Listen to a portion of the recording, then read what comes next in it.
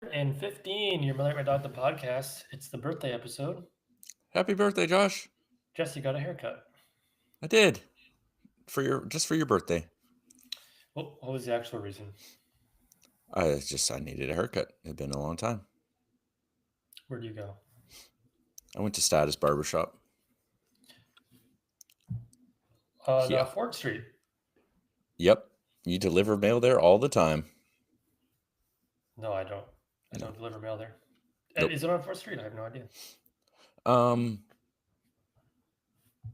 no. Hmm. Well, now I must know. Status Barber Shop. It's on I think Yates. yeah. Yates. That's the one. 1010 Yates. A little shout out there. It's by Pandora. Pandora, another street in Victoria. Some may say worse street. Mm-hmm. Anyways, what's new with you? It was only my best buddy's birthday. He turned 34 years old. How was your birthday, Josh? It was fine. I went to work, came home. Mm-hmm. People said nice things to me. Yep. No special activity, no special dinner. We so something you may not know about me, and something everybody probably doesn't know about me, is that I hate making decisions. And so for your birthday, people are like, "Oh, what do you want to do? Uh, how do you feel and stuff?" And I hate that, and I want you guys just to make decisions for me. So they'd be like, well, "What do you want for dinner? It's your special dinner." So I had to decide what I wanted for dinner, which I hate. Somebody just make that. What do you want to watch with dinner? Like, just I'm make my What are mind you up for me. what are you folding right now? You're folding, you're crunching, you're yeah, see? The cat's even coming to stop you from doing that. Yeah, my birthday was great. Thank you for asking. 34. The end. 34. It's exciting. Next one will be 35. That one sounds a little scary, to be honest, but you See, know, 33. You'll find this out soon. 33 is a good age because two threes. You're 33. I like the th- the you know, but easier to 34 is remember. like, oh, 34. It's like it's a nothing age. I don't know about you, but around like lately, when someone asks me like how old I am, constantly forget how old I am. I have to do the math now. I used to always remember, and now I always forget. Yeah.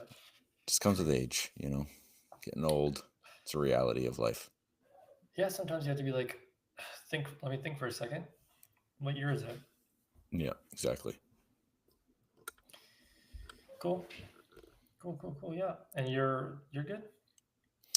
Yes, I'm doing quite well, thank you. Yes, not my. It wasn't my birthday this week. No, you had your birthday episode 6 months ago. Yeah, that's right. June 19th is my birthday. 7 months ago. Yeah, more like 7 months. Classic Jesse, always having to butt in. It's my birthday, and you have to be like, no, well, this is my birthday, so Yeah, I do want it to be about me and my birthday. Are we supposed to be getting snow sometime soon? not that I know of. I heard someone say that at work, that like in a couple of weeks we're supposed to be getting snow. But then I thought, do they really know whether we're getting 2 weeks from now? I'm traveling next week, um, and I looked at the weather. So I looked at the weather yesterday for next Thursday, Friday, Mm-hmm. and it's supposed to be really nice, dry up until Wednesday next week, and then Thursday, Friday rain, and then nice again. Hmm. But I haven't looked past like Saturday, so I don't know. But I look at the weather a lot because I work outside. Fair enough. Now, we're doing an episode next week? Yes. If you want to, I don't know. Okay. We don't Yeah, no, we I don't have do. plans. Oh, Well, because of my yeah, I'm here Wednesday. I'm going Wednesday. okay, great. You just Great. keep asking like, do we have to? I'm like, No, whatever you no, no. want. I'm not asking if we have to. I'm just making sure. I Nobody pays remember me. yesterday. Was that yesterday I messaged you? Yeah, it was yesterday. It's my birthday. I was messaging you happy birthday, but I also inquired as to whether we're doing an episode today because I couldn't remember if we said we were or not. But you seemed Fear. We're watching Fear. yes, Reese Witherspoon 1996. But and Gil we'll do- Grissom. Yeah, exactly. What's his real name? William Peterson, but I called him Gil Grissom as well. Yeah, we can do one next week. I'm not busy. That's great. I like the sound of that. So one thing before you talk about yourself. Last week we did Jeopardy. Yes. It's just been in here this whole time. I haven't ripped it or looked at it, so these are all surprises for me. Are we going to do all 7 up till today? Yeah. Okay. Do I do it now or later? Maybe we should do a couple now and a couple later. We'll be a little bit more than a couple later, but we could do a few now and the rest later. So it's 3, 4, 5, 6, 7, 8, and we'll do 9 as well, maybe. Okay. Well, what's new with you? What's besides the haircut? Well, the cat thing. Well, I have cats. That's true. New with me, I have a haircut. I really don't know. Do you read much? I know. I'll tell you one thing I know for absolute certainty. Megan reads a lot. Yeah, she read 154 books in 2024. Yeah, it's a lot of books. It's a lot of books. Some are audiobooks. Okay. Kind of thing. Like 120, I think, real books. Okay. Still an impressive feat. I think last year I read 1 book, something like that. In previous years, maybe I'd get up to max 10 or so. And that's like when I was in the middle of university, having to read books for classes and stuff like that. Yep. I'm thinking this year maybe I should read some more books. Yeah. I think I might set like a reasonable goal of 5. I mean, I know that's not very many books, but at least it's more than 0. Yep. 2024, my New Year's resolution was to read more books, and I set a goal for 10, and I read 7. So that's not bad. Maybe I'll set it for 10. I mean, when I go to thrift stores, I'm always looking for books, especially from like Kurt Vonnegut and Cormac McCarthy books I haven't read and stuff like that. Yeah, The Road. The Road. That's one of the few I haven't read. Kurt Vonnegut. Well, I have The Road, and I have Fahrenheit 451. Kurt Vonnegut, if you want it. Mm-hmm. I might have that. I think I have like 7 Kurt Vonnegut books, and I've read 1 of them. So I have so many books to choose from. I just got to start going. Well, that's my whole thing was too. I only wanted to read books I had in the house. And yeah, you don't want to like oversaturate your book collection without having actually read any of them. Plus, if you have them, you might as well read them.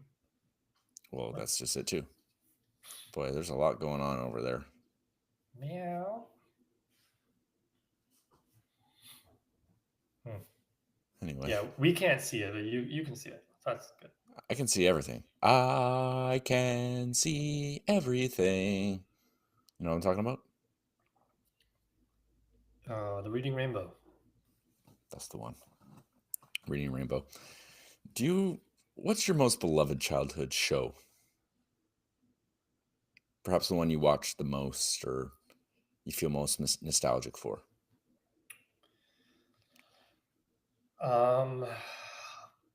I don't know if it's the right answer, if it's the most nostalgic, but when the first thing that came to mind when you asked that question was the Power Rangers. Mighty Morphin Power Rangers.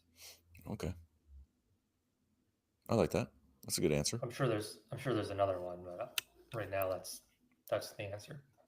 It seems like a question where your gut reaction is probably the right answer. Sure. So we'll go with that. So yeah, besides your favorite show being Mighty Morphin Power Rangers from when you were a kid, nothing else is new with me. Cool. Yeah. Oh, wait a second.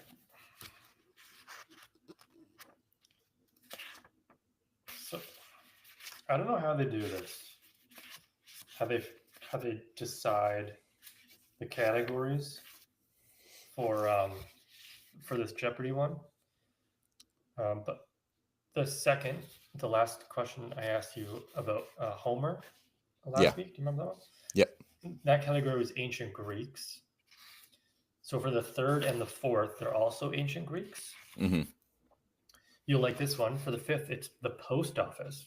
Oh, And then 6, 7, 8 is kid stuff, okay.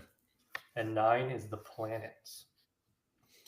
Yeah, I remember with my Jeopardy calendar from last year, it would do like usually like 3 or 4 questions, same category, and then go into the next one.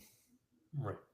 Not So doesn't always do that, but the post office only has one. So. yeah. So yeah, we'll do up to 9 because that's when the episode will come out on the 9th today. Okay.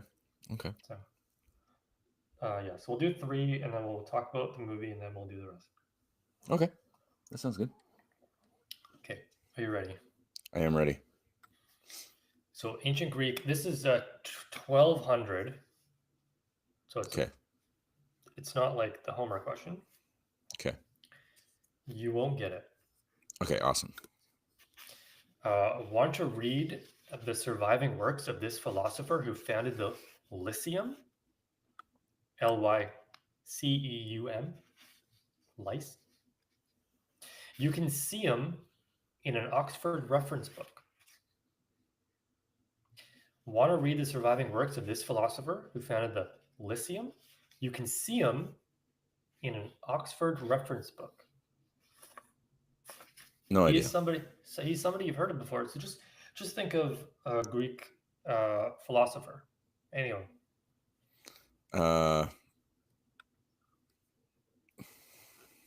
Greek philosopher. What's one maybe everybody knows?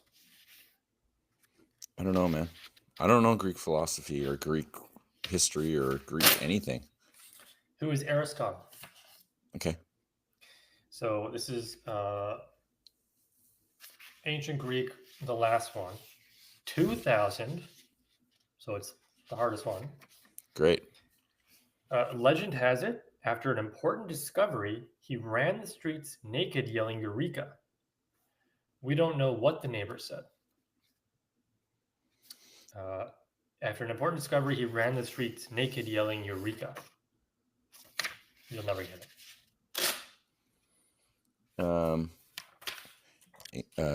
I don't know. Archimedes. Is that backwards for you? No. Oh, it's backwards for me. And then the last one for now is the post office. Oh, maybe would this just be easier for you then? Yeah, but maybe not for our audio listeners, probably not as much. Postmaster General J. Edward Day predicted that this 1963 innovation would speed up mail delivery as much as 24 hours. I'm also curious to know. This 1963 innovation would speed up mail delivery. I bet you it has to do with vehicles instead of like. Yeah. So we watched the postman. Mm-hmm. They did horses, so maybe this was delivered with cars. I haven't looked the answer yet. I really have no idea. Commercial flights. Yeah. Okay. The answer is, what are zip codes? Zip codes. I'm sure that helped. I don't know how they did it before. Like, I mean, the address. It also didn't give. It didn't give a number amount. Okay. So, that one's just sort of like for funsies, maybe. The next one is $200 for kid stuff, but we'll talk about another kid stuff movie, and that is Fear. 1996. It was really hard to watch this movie for me because there's a lot of, I had to search it, but there's a lot of movies or TV shows that have the word fear in the Mm, title. hmm. So finding it was kind of a pain in the behind. Right. But you got there in the end, I assume. Got there in the end, yeah. We watched it as a family. It was great. Oh, you and Megan watched it. Oh yeah, Okay. Nicole. Maybe I should change it to Megan forever. There you go. Great. So that's obviously in reference to the tattoo he gives himself. What were your initial first thoughts about this teen movie, Fear? I Mark will say Wahlberg. my initial thoughts were quite positive, Sure. and things actually changed the moment that your little name tag there, this Nicole Forever thing, Mhm. when that scene happened, I felt like the movie went really downhill from there. But up until then, I thought it was quite a clever um, thriller. Yeah, the tale of two movies. Basically, once I guess once the car was trashed Mm. for me, then it kind Hmm. of split. Obviously, the ending was what it was. We'll talk about that, I'm sure. But I didn't know this at the time. But it's another film that's filmed in Vancouver. Another Vancouver film. It looked very Vancouver. Very Vancouver. Ian. Yeah. PNE on the roller coaster. Yep. Oh, that's at the BNE. That's the wooden roller coaster, the PNE. Okay. I think That's it's the wooden I one. I think that's the scene this movie is most famous for. Yeah. Reese herself hated it and wanted and got a body double for that. Wasn't even her Yeah. Yeah, I read that as well. because she's a young girl. Yes, I think she was portraying a 16-year-old. I think she was actually 20. Yeah, 19 or 20 when this was filmed. But yes. What if I told you that this movie was actually filmed in 1994, but didn't come out till 1996, making her 18. Okay. She was 18. Still though, Quite 18, young. 20, not much of a difference.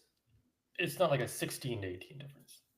I guess there's I don't know what they're called exactly, but I guess like there's always a person on set now for like when there's sex scenes and stuff. That I guess they make sure everything's all kosher. Mm-hmm. And I don't think that was a thing back then, from what I was reading No. about her experience with that whole scene and stuff. So, Yes. yes, unfortunate. Because that came up recently. Because there's a movie that's out now called Anora, and then Hmm. whoever started that was talking about it. And she's like, I don't need one, Hmm. or whatever. Uh, yes. How do you like Mark Wahlberg? I thought his performance was actually quite good until, I mean, yeah, I think the writing is really what made this movie go downhill, and he couldn't choose what his character was supposed to do, and it got really over the top. But I don't think that was his fault. But I thought he was pretty good. Yeah, thick Boston accent for a guy from Washington State. Well, no, it said he was from the East Coast, right? Yeah. That was Okay. Well, that's what he said. But of course, he was doing a lot of lying, so he No, may have lied. I think you're right. Yeah, I really like William Peterson. Gil Grissom from Go Grissom. CSI. Yeah, he was really good. Mm-hmm. Yeah, I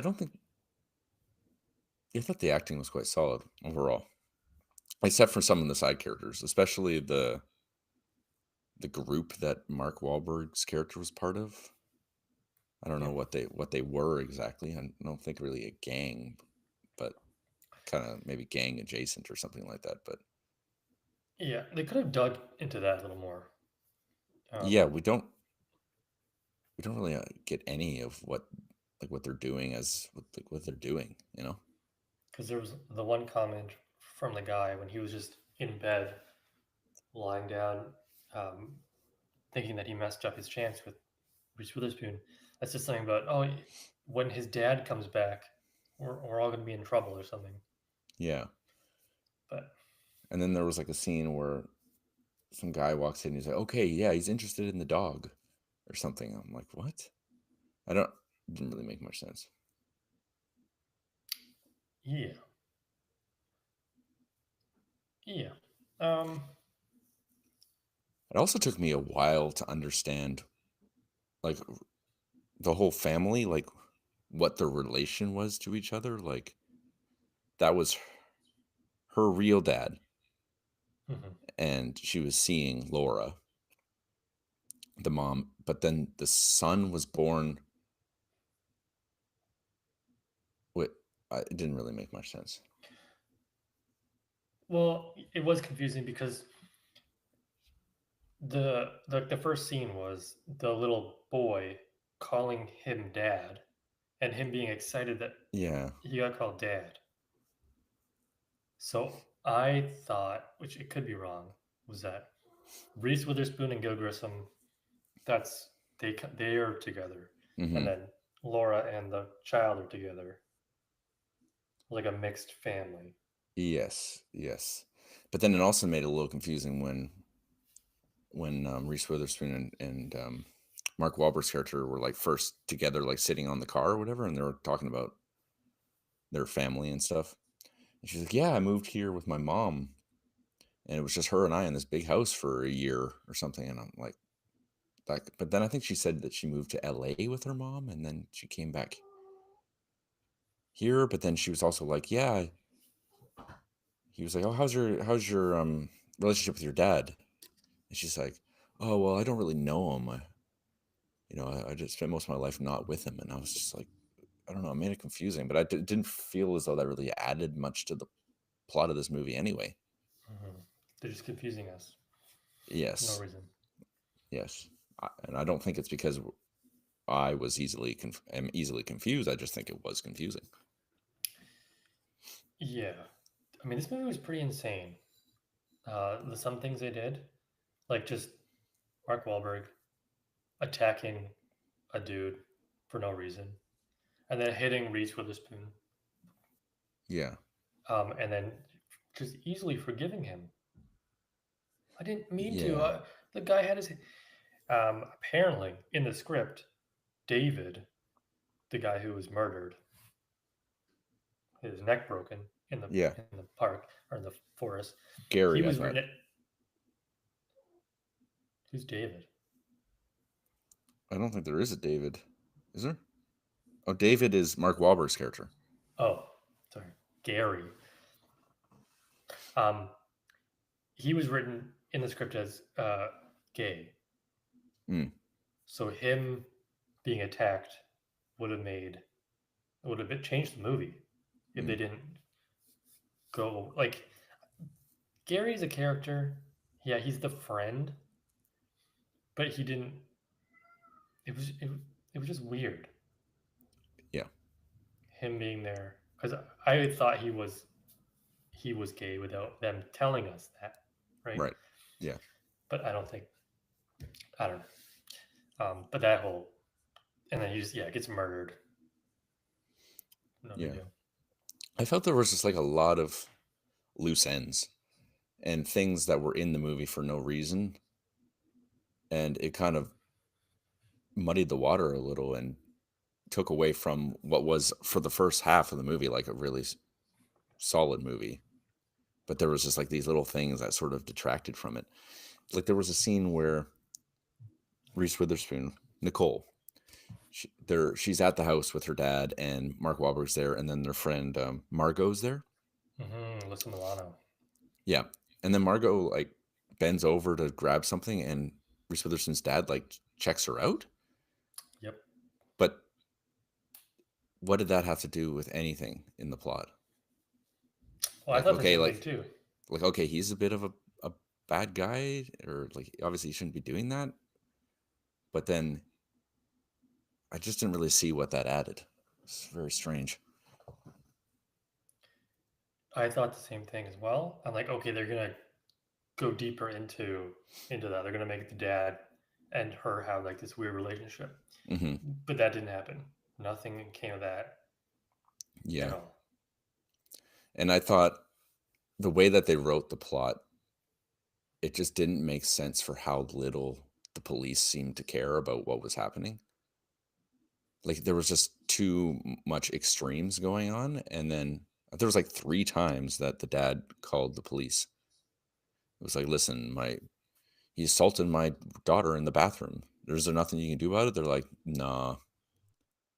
It's like, I don't really think that's how it would normally work. I mean, there was the lady in the bathroom too. There was a witness, Yeah, she was so there, it's not like and she was it's screaming, not like "Help, it's help." yeah, black eye. Yeah, it was just weird. Yeah, yeah. This this wasn't a perfect movie. No, no. It And was then entertaining. there was a lot of entertainment for sure. I liked it was weird, but I liked the scene where he was like beating his chest. At first I was like, is he just like a weird, like masculine performative thing? Is that what he's doing? But then I guess he was trying to bruise himself or something, or Because broken. Yeah, no, same thing. I thought he was just like being a gorilla, just hitting his chest. Men. it was weird, but it was like kind of, I don't know, it sort of worked. It was like a somewhat, maybe a slightly over the top, like glimpse at how crazy he really is. And obviously, I think they could have played into that a bit more because what I was saying before about when he like gave himself a tattoo, Mhm. then Perfectly. yeah, and then it just escalated too quickly. It's like, okay, now we're getting a glimpse of his room, and he's got a shrine to Mhm. Nicole, and he's pasted her face on family photos and changed. It's like I understand that he likes her, I guess, even though he's interested in other women too, evidently. Yeah. So I guess he's just trying to. It was weird. This movie, an hour and a half, it could, a rare time where we could have used 30 more minutes. Hmm. Make it a 2 hour movie and just fill in the gaps. Yeah, We could have gotten there. yeah. It really fell apart. I found. Yeah. Yeah, it was a lot happening. The whole Alyssa Milano storyline, too. Yeah, I did, and I didn't think enough attention was brought to that either. Sure. And then, I mean, the whole ending. Yeah,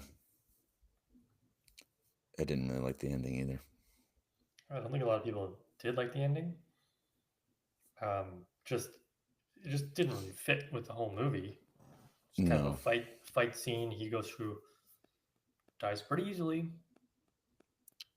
Yeah, it just felt super rushed, and especially like they killed the family dog. I saw that coming. We had to look up. Does the dog die? There's a website. Does the dog Uh-huh. die.com, and we had to look it up beforehand because when there's a dog in a movie like this, like that's the dog is dying. Right. It looked like a dead dog's head though. So kudos to them. Yeah, and it did actually. It did, but I just didn't feel as though the family like reacted in a way normal people would. They were They just forgot like about their dog. they're just like, oh, let's just cover that up. Just don't worry about that. There's a lot happening. They're trying to break into the house. Yeah, and then like the callback with the peace pipe or whatever. Yep. To the back. And also, there was a scene where the guy like sticks his hand in the door, and Mm. Laura has the drill at that point. Little Home Alone. Yeah, so oh, I'm gonna drill this guy's hand. It was like the fakest looking drill into his hand. Oh, they can't go real. But they can't. But you could. I mean, they made the dog head thing look real. Sure. Beautiful house. Nice house. Lots of security. Yeah. Um, I looked it up in like what it looks like now, and no security, but still a beautiful house. Mm, Surrounded by the water. mm. Lions Bay by the Horseshoe Bay ferry terminal. Wow. Sea to Sky Highway. Yeah. They Yeah. raced. Yeah. Yeah. He was always gonna die. I think Mark Wahlberg always gonna die. Nobody else. Sure, he had the gun to the dad's head, but he was never gonna kill him. They were always gonna survive. Yeah. Yeah. I have a question for you. Okay. Um, you know the character Gru, um, in the Minion movies. Mm-hmm. What was the first movie that he appeared in? Was it maybe a 2010 film? I have no idea. Voiced by Steve Carell. You But ever you never watch any of the I mean, the Minion movies? But that like the one movie with Steve Carell playing Gru that like has like 4 movies. Despicable Me. Yeah, Despicable Me. Good job. I figured that's what you were doing. Yes.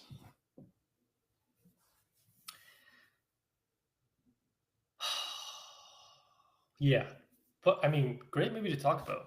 There's a lot going on. Definitely a lot going on. Roller coaster, teenage love, forbidden love. Yeah. It also Yeah, felt how strangely casual. Well, I mean, how old was he supposed to be? Do we ever get well, that age? he did tell the mom that he was going to the University of Washington the next September, which would insinuate he's like 19, Okay. but he's probably older. Right. Okay. I don't think it ever tells us specifically, Mm-hmm. but for what it's worth, he's 5 years older than Reese Witherspoon In real life. in IRL. Mm-hmm. Yeah. This one had a ton of potential, Yeah, but part of why I think it's not really that good of a movie is how much promise it shows and then like takes so much of that away. yeah. I mean, it was cool. It was cool seeing the car destroyed and then the revenge Bill Grissom takes, just taking all of his anger out on that house. I like Yeah. that scene. Yeah, that scene was good, but at the same time, like obviously he's upset, but it seems like putting your life. You know how crazy this guy is already. You've said many times this guy is insane. So you're just gonna go to his house and just go inside. I mean, there was no one there at the time, but just like start trashing the place. That seems like that's gonna escalate things, don't you think? And it surely did. Yeah, but he's not thinking that he loves that car so much and he hates David so much that he's like, I'm blinded with rage. I can't control myself. Yes, there will be consequences, but I'm not thinking about that right now. Right. Right. Yeah. Okay. Yeah, anything else? Anything else you want to speak on? Poor Gary. Just I mean, not a very fast runner. He had a head start, He and then did. David got up to him real quick. And then like the whole like jump, neck break, and get out of there. Yeah. I'm just seeing what other movies this guy has done. The director. He directed Glengarry Glen Ross, which is an extremely good movie. But the rest of his films aren't what I would call winners. 50 Shades. Yeah. This guy did Glengarry Glen Ross and then didn't put out this movie? Weird. Alec Baldwin. I don't know. I haven't seen it. It's a good movie. 71. But it was written by Christopher Crowe. They all have these names. He wrote The Last of the Mohicans Oh yes, and Daniel Day-Lewis. The Bone Collector. Oh, What happened? This is the last movie he ever wrote. Well, maybe he has more in him, but he's Maybe. also old. Okay, scores or yeah. Let's do that. okay. Well, what do you think about the acting? The acting was good from the main folks. I thought overall. Some problems with the side characters, but I mean, it's not going to be perfect, right? I think the acting probably get like a 7. The acting was pretty solid. Yeah, Reese was great. Mark Wahlberg, he was captivating on screen. Mm-hmm. Gil Grissom, not his real name, but he did great. Amy Brenneman was fine, whatever. Well, the side hustle, the dudes in the house, they're all just like Canadian actors who didn't really do anything. They just got this job because they looked rough. Mm-hmm. I was gonna give it a 7 as well. So Okay, well there you go. 7. The ending though.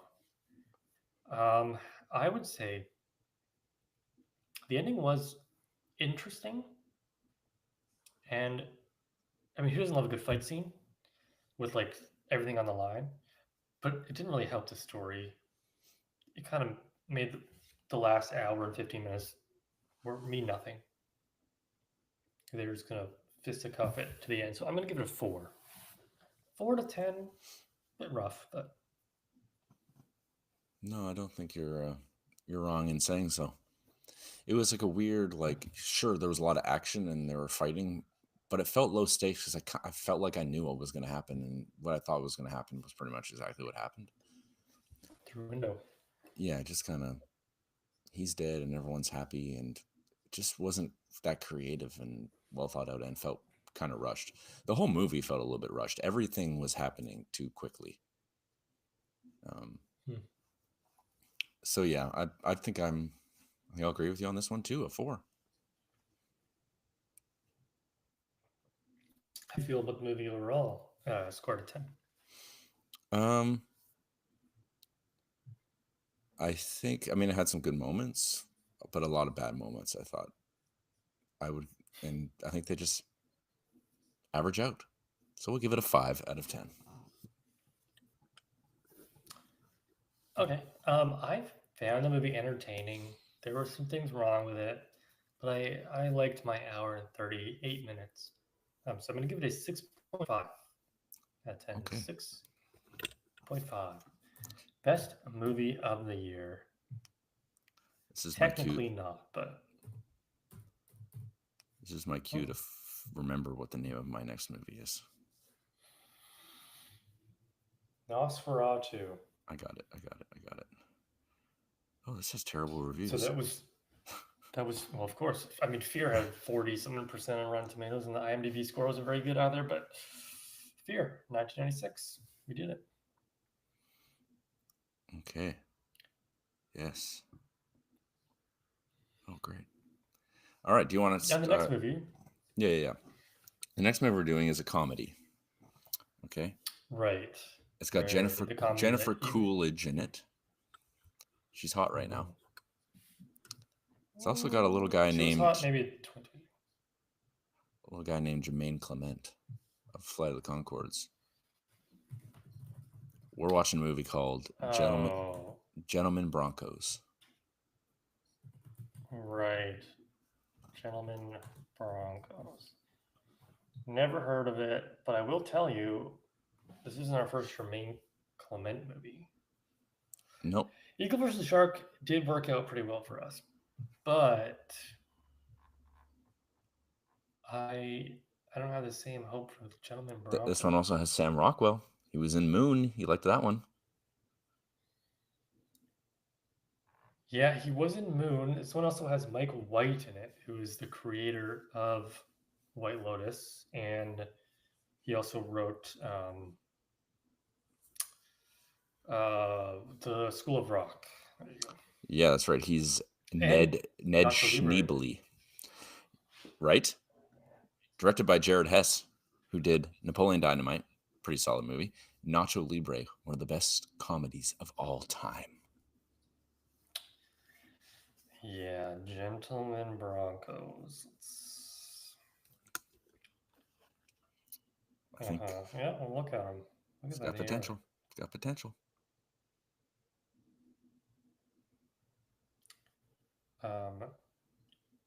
It's on Prime, but it's not on Prime. Of course. Cool. Gentleman Broncos. Oh, it's written by Jared and Jerusha Hesh, Oh, husband and wife, best known for their work on Napoleon Dynamite, Nacho Libre, and Gentleman Broncos. there you go. So it's 3. They say in, so this must be good. Must be good. Oh, it had a $10 million budget and only made $118,000. That's a good sign.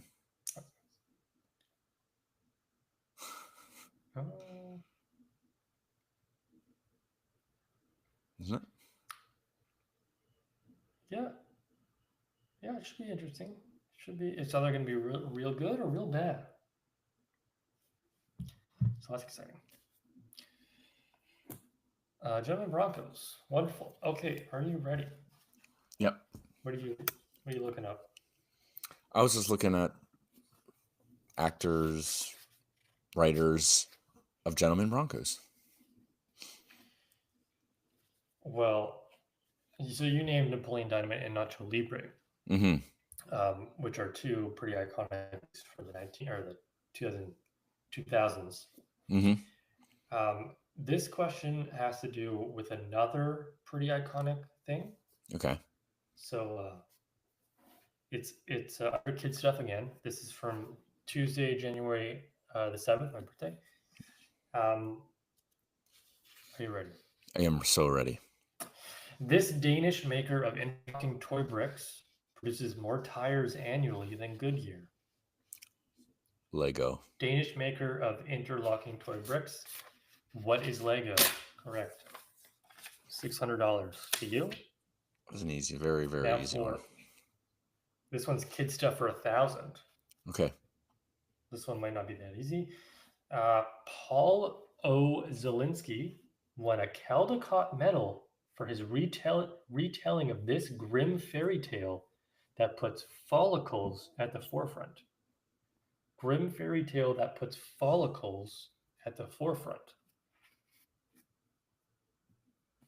Just take a look. Follicle. You know what a follicle is? Yeah, like hair follicles. There you go. What is a famous? I wouldn't call it a grim fairy tale. I don't know it as a grim fairy tale, but what's a story that has hair? A lot of hair. Perhaps a woman's involved. Are we talking like fucking Rapunzel? Like, damn. Yeah. Okay. What is Rapunzel? Good for you. $1,000. It's grim fairy tale. I wouldn't think of it. No. Grim fairy tale. Not really. Okay. This one's also easy, but it's under the planets. Ah. $400 the planets. I'm going to read it upside down. Google and NASA teamed up to provide a virtual tour of this planet as recorded by the Curiosity rover. $400. Curiosity rover, what planet? Mars. Yeah, Mars. For some reason, Siri said hello to that. Well, Curiosity. she thought she just. Oh, if you say the word curiosity, it just comes Hello. up. You're welcome. Yep, good for you. You did pretty good. You're pretty good. And this batch, next week's batch starts with the planets as well. So get some thinking about planets, do some reading. I'll get some thinking about planets. Got some recycling to do. Apparently. Yeah, well, now what? I don't know. We have 4 minutes to kill. So that's something. How are the Vancouver Canucks doing? They lost again tonight, so it's tough. It's tough right now. It's tough out there, but we're staying positive. We're taking the small victories, and we're like, hey, they did that well. All Right. matters. What do you think is your best aspect of your team? Like, would it be your goaltending? Would it be your defense, your offense? What would you say? Quinn Hughes, he's the best aspect of the team. He's the only good thing happening right now. Quinn Hughes, a man, a young boy. What position does he play? What role does he play? He's a defenseman and our captain. Okay. Quinn Hughes. Okay. Shout out Quinn Hughes. If you're listening. Yeah, how's your paddling cap going?